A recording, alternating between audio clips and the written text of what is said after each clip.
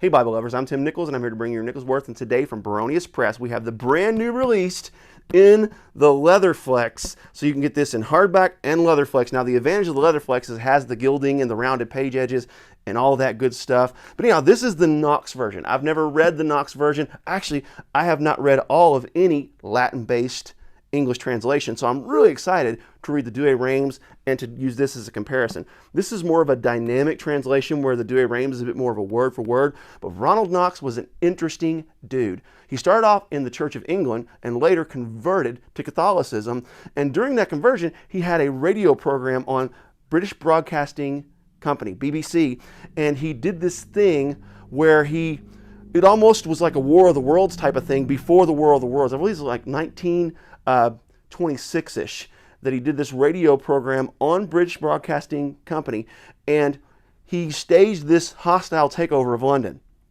And Big Ben was burning, the Parliament was overthrown, and all these big buildings were flattened, and he was kind of dispersing in with like it was this music show. And what ended up happening is people began to panic, thinking it was actually happening.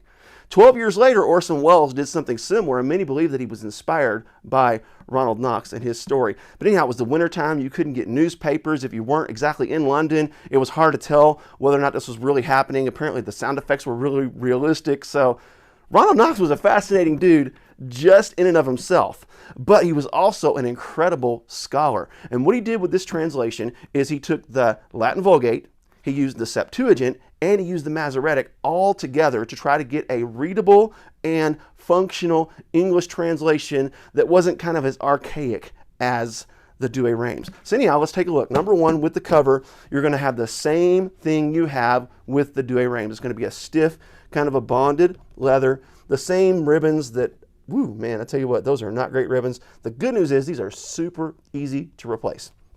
Get into the liner, you will recognize this liner as very similar to the one in the Douay Rheims.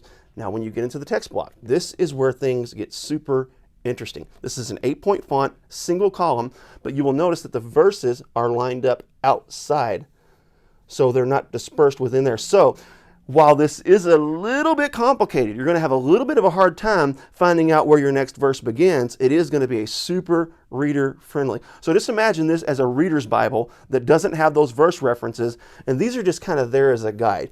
This doesn't appear to be like the Traveris, where the Traveris, what you do is you follow the verse to the next capital letter, and then that's where your next verse starts. I don't see any evidence that that's the case because I've compared this with several other Bibles, but it is really cool. It also appears, now I haven't been able to find this out for sure, but it appears that Knox actually added his own textual notes at the bottom of the page and kind of provides explanations as to why he maybe leaned toward the Hebrew here, or why he leaned toward the Vulgate, or maybe why he pulled in the Septuagint. So interesting stuff. Oh, and by the way, this is all retypeset to the original 1963. So it's been digitized to look updated and to be a little more clean. I believe I mentioned the 8-point font, really, really sharp. So when you get to the end, it has a little bit of an introductory stuff here, just kind of an extended title, the first epistle of the blessed Apostle Paul to the Thessalonians, but not much as far as an introduction. But when you get to the end, basically, that is the end. So there's no maps, no concordance, no extras. Now, a lot of people don't like this, but I actually think it's pretty neat.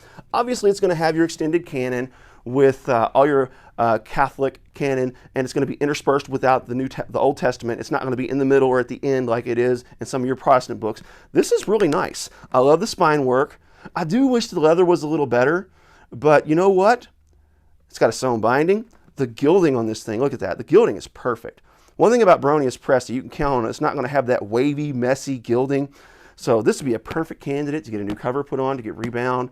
It's absolutely beautiful. I love it. And anyway, there you have it. Keep calm. Jesus on. This is your Nicholsworth.